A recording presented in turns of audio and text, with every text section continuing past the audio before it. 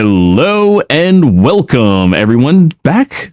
Welcome back to another Union Arena Deck Tech. Today we're joined again by Giant Dad, and we're going to be breaking down a deck that may have fallen off a lot of people's radars, but is a forceful presence of power if I've ever seen one. Lancelot from Code Geass.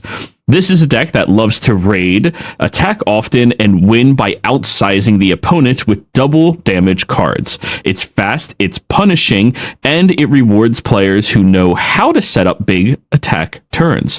For those newer to the game, we'll cover the basics, the deck identity, the curve and rolls, and how the deck turns raids into wins. So, let's start with the basics.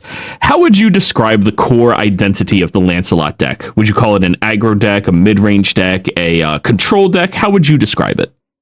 Yeah, definitely Lancelot is a mid to end game, power deck. You could call it control to a degree with how air cavalry and certain other cards interact, but you're definitely stalling out to the late game to start playing a lot of your big board characters. I think anyone who plays against Lancelot knows that they are very quickly on a time clock, and once they see the opponent pull one of these out of life into their hand, or if they do it through a search, they go, shit. It's got to start moving really fast. So what type of role do you expect Lancelot to play in most of the matchups? Are you trying to fastly just ramp out what you have and outsize like that? Or are you trying to slow down and then react to what they are doing like some of these other big green decks do? For sure. It depends to a degree what deck you're fighting and knowing how they're playing. I do like to push out a little early game board presence to hold the line and take some free sacks while I'm building up my energy line. Again, it just really depends on the opponent you're playing. Sometimes though you are forced to build your front line if they are going a lot more for the aggro play, which a lot of decks just typically tend to do against green decks. They know they're on a timer. So it definitely is reactive at times and adjusting to your opponent and how they're playing as well. Fantastic. So what do you think makes Lancelot stand out compared to the other big green decks in the format? For sure. Damage 2. Damage 2 is the name of the game. You were putting out so much pressure that if your opponents don't have good ways to answer, eventually they're just going to be overwhelmed. Taking damage 2 the first time can be tolerable if they have 7 health, but over the course of the game, or if you start board wiping them with a Varus or using your air cavalry, you can quickly demolish your opponent just by fatigue, especially with the impact you have on air cavalry as well. So definitely, again, a deck that once it's online, you are really putting out a lot of board pressure. It's also, at least when it came out in the format, it was one of the only 5K characters outside of Kurapika, and outside of Saitama, we don't really see that many other 5K. It's jumping out at me, but I don't know of too many other really high BP characters. It's just Kurapika. Not without stipulations, and even on your opponent's turn, not very common at all. Yeah, 5K bodies are really big. Marileona, which is a newer one. We'll be doing that in a future video. Look out for that one. So let's look at how the deck flows turn by turn. How would you describe the overall curve of this deck, utilizing the zeros, the ones, the twos, the threes, and then bam, all of your big chunky boys at the end? Yeah, so you're definitely playing, again, a conservative first few turns, again, reacting to your opponent. For me personally, I like to, if I get the Britannian soldiers, they're a 2K. They're a 2K body. They're really good for just holding that front line if your opponent's pushing 1,500 characters. Those are going to be your free blocks. But really, I do play one VV as well, a bouncer.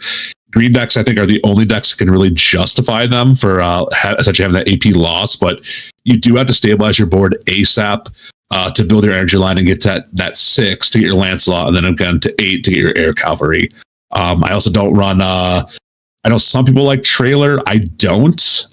Trailer to me it can be punishing because once that's on your board, while it can be really good to ramp up to 8 energy, it does not let you raid air cavalry defensively out of life. So some people play the site. I've seen mixed feelings on it, but for this deck, I just don't think that's the play. So going over past that, what do you think the typical turn 2 through 4 sequence feels like for a strong Lancelot play? For sure, getting your Ceciles out early or your double energies, pushing out a Britannian soldier. I know a lot of people, it's gotten popular, the Cornelia package. It's a great early game raid. It is, a bit of RNG. You are going to search 5 cards. And then if you do hit, though, you can play a 2 energy or less card for free. So that'll allow you to play your Ceciles for free. Again, or your Suzaku's as well to help fill up your backline board when you do that raid. So definitely an ideal game, though, hoping to get your Cecile early to get your energy out and then getting that Cornelia out pretty quickly to then hopefully hit and then get that ramp out. Once you establish, of course, that little bit of board presence, though, that'll help you, again, stabilize long enough to continue building your energy line to start playing your big boys out on the field. Now, green decks are known for having an explosive turn or goal of an explosive turn to really turn the tempo of the game and take over. What turn do you feel like that is for Lancelot more often than not? What is that goal turn? Yeah, for sure. Once you hit around the 4 or 5, depending on how you're drawing, an early game Lancelot, it can happen. It's not as common, but of course you can always get lucky in high roll.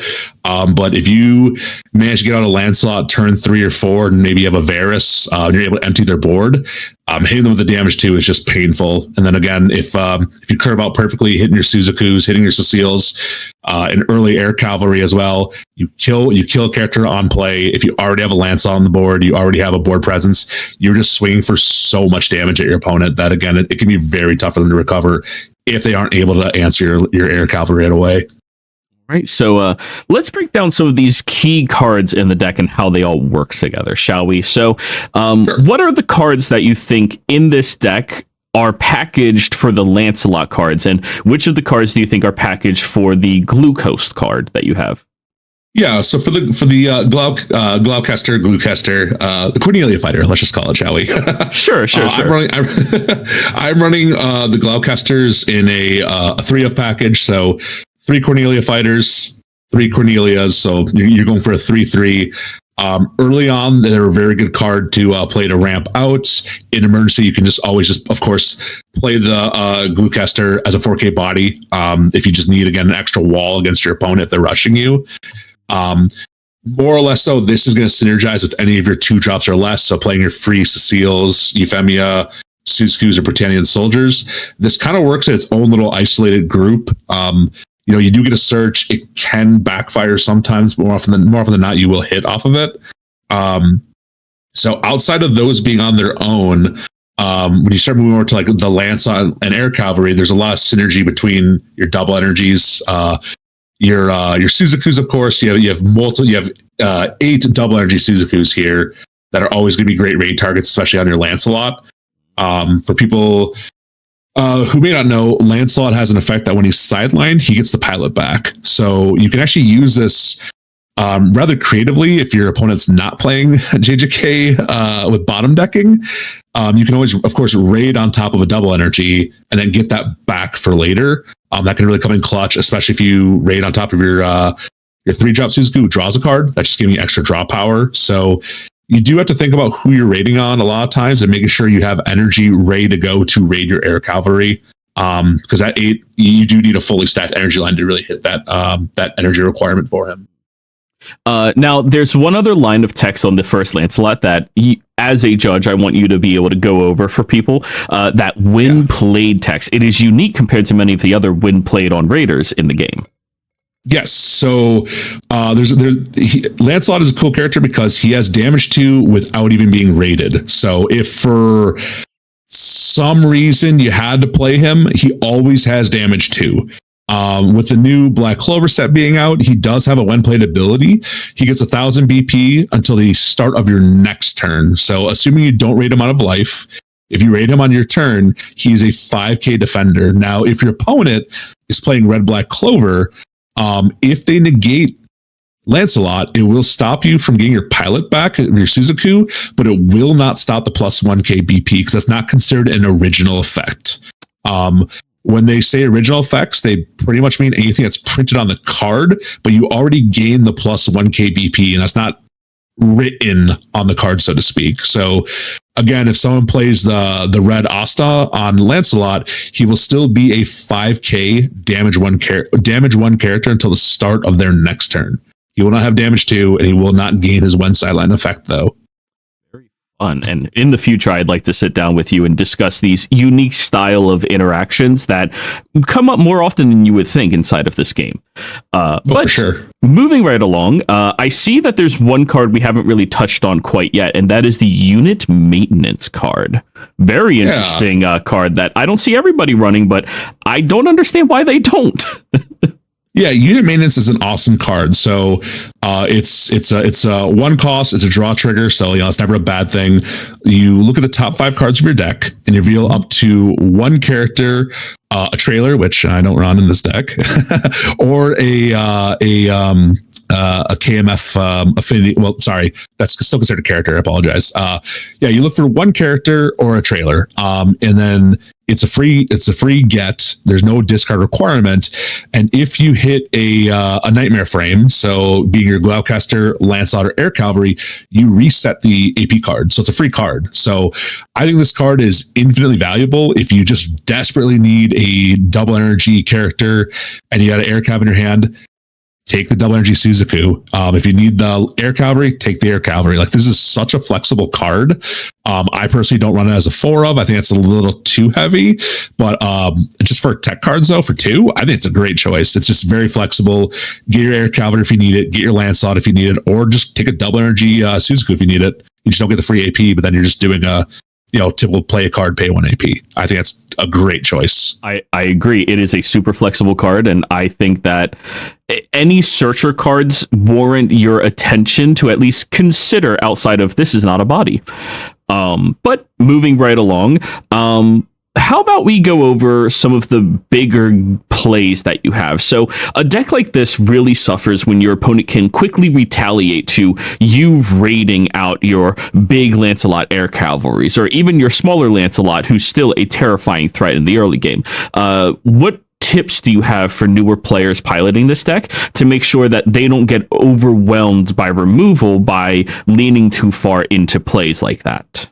For sure. You definitely have to keep in mind what's in your hand when you're going to raid a Lancelot or an Air Cavalry. You don't want to gimp yourself on your energy. Definitely being able to push your baby who's forward when the time is right. Having your energy line stable. I mean, people see it before when your opponent raids 1, 2, even 3 Air Cavalries in a turn, you've pretty much lost the game. That's kind of the Exodia play. Having your energy line flexible, and then not getting baited right away is, I have 8 energy, I need Air Cavalry. Like, you really want to choose when you're going to do that 5k removal, because the moment that character is out, people are going to go for it. Most experienced players, they know how devastating Air Cavalry is. They're going to save their specials. That's where you get certain cards like the Femia. Interesting. This one is kind of controversial because I know a lot of people don't like to run her because if you're playing against a purple deck, particularly purple Code Geass, purple Bleach with Byakuya, this is just a dead card. So what Euphemia does is she's a 1,000 BP, and when she's on the field, your opponent cannot target any of your other characters with event cards specifically from hand. They can still be hit by triggers. They can still be hit by character abilities, but they can't just play their special from their hand. That's awesome because I love it when they're forced to use 2 specials, 1 to kill Euphemia and then 1 to kill Air Cavalry. I absolutely hate it when they play a Gawain and I just lose it. So definitely got to know your opponent, whether or not this is a dead card. It is definitely very bad in certain matchups, but again, in a deck in games where they don't have a way to remove it very easily, this is a huge card for protecting your board. I've been in situations where they hate it, but they got to use a Divergent Fist because you're probably playing a blue JJK deck. They use 1 special on her, then use another one on Air Cavalry. That's 2 they just burnt, and you still have 3 in your deck or 3 in your hand maybe for who knows, but you gotta be careful though, just when you're raiding, not getting too excited, but really understanding the board state and how many cards they have in hand, when is the right time to do it. Because you can very easily trick yourself or misplay if the moment you hit turn 3/6 energy, immediately slapping that Lancelot down, pushing forward, do 2 damage, you hit a special, and then now you're sitting with 4 energy on your line or no energy at that point, so definitely it's risky, but you gotta just choose your plays when to do your big raids. Now, this deck plays a critical mass of double energy producers inside of it. Now, most decks aren't needing this many of them inside of them, right? But most decks aren't trying to get to 8. And as I always try to mention to everybody playing a big green deck is every one more that a card costs is exponentially harder to achieve without proper deck building inside of it. 5 is so much bigger than 4, and 6 is so much bigger than 5. That means 8 is tremendously bigger than many of the other decks. Can we go over some of your, or all of your double energy producers, and you walk us through why you chose each of these ones specifically for this deck? For sure. So in this deck, we're running 4, 8, 9, 10, 11, 12, 13, 14, 15 1-drops. Anyone who plays a green deck, particularly one that's a higher cost one like this or Cropia, you don't want a brick. I think they're the only decks that can justify bouncers. I just have V2 as a one of. Just early game, if you just need that double energy, it comes up more often than honestly I'd expect. But that's your one bouncer you have. You have Force of Seals. Ideally, you want all of these to be drawn at some point, not in your life. This is your best value double energy card because the more of these you have in your backline, the more of the Suskus you have available to raid off of and just do continuous raiding. Jeremiah is a super flexible card. He's a double energy step 3K double block. This is what will stop you against, Ashford Rush. Purple Code Geass's early rushing, super flexible, 2 pips, and then of course he has step. So you can always put him up front, stop early game aggression, bring him back, and again do your raids if you need to. Super great card. Your color trigger Suzaku, I love raiding Lancelot on him. Again, it's a when played draw 1, and if you do it with Lancelot, you can get your pilot back, play him again, get the card draw, and then your again. Lance died. Yep. No, get another one. Yeah. Again, unless you're going against JJK and they bottom deck you, in which case, sad face. Hopefully that deck's getting pushed out of the meta right now. I'm advocating for Hopefully. it. Anyways, moving along, there's one more double energy. Yep. And then, of course, your Suzaku double energy 3500 step. So you can actually get some really clutch plays out of this deck when that purple Code Geass player or that Byakuya player pops your Euphemia. So a little bit of text that a lot of people, I see a lot of people kind of get surprised by when I've done it, is whenever a Euphemia on your field is sidelined, you can immediately move him to your front line. So 3500 is not bad. He's a step. It can easily save you if your opponent decides to pop your Euphemia at some point. They have little chumps. Just push them forward. That's a free 3500 block. Step them back. Great movement choice if he's in your back line just to get an extra block in. Because again, 35, you'll block most characters that aren't 4Ks. So can come in clutch more often than you think as well, doing that effect. So I would like to add in a small little part of this that we didn't originally plan for, but now that I'm realizing it, I think it's warranting discussing. Are there any other cards in Lancelot that you think, or in green CG, that you think would be warrant, based off of people's preferences playing? I just read the text of the Suzaku and I immediately looked at the Zero Cross Euphemia and thought that was, wow, mind explosion. Is there any other cards that you think would be, depending on people's flavor, something that they might want to do? I've seen a couple people try Siegfried. It lets you pull a character back. That could come in clutch with people who run the Jeremiah instead of Britannian soldiers. I know some people like to run the Jeremiah package. You could. I've seen a couple people throw in Siegfried. It lets you pull a character back out of your sideline. That could come in clutch. I know. I personally don't run it. I know some people like to run Charles v. Britannia as well. That's a AP2 card. You get a free draw, and then your next event card is reduced by 1 AP. That one I have mixed feelings on because, of course, you have to have the AP card and the event card in hand. But there's a couple of different ways people play Code Geass. This is just what I'm most comfortable with. I kind of have some bad habits from playing Purple Code Geass so much, which is why I love the Britannian soldiers. I love pushing these guys forward right away as soon as I can. Just that 2K body, chip damage. They're a draw and just easy 2K blocks for early game chumps. Okay, now I believe that covers everything that I wanted to discuss with you. Yes, I think it does. So thank you so very much, Giant Dad, for helping us break down this Lancelot deck. If you're looking for a deck that raids hard and stacks damage really fast and pushes pressure every single turn of the game, this is a great one for you all to try out. Don't forget to like, comment, and subscribe. And if you're looking for more in-depth gameplay, we do have some of his games going through the gauntlet on my channel, which is listed down in the description below. Thank you all very much and have a fantastic day.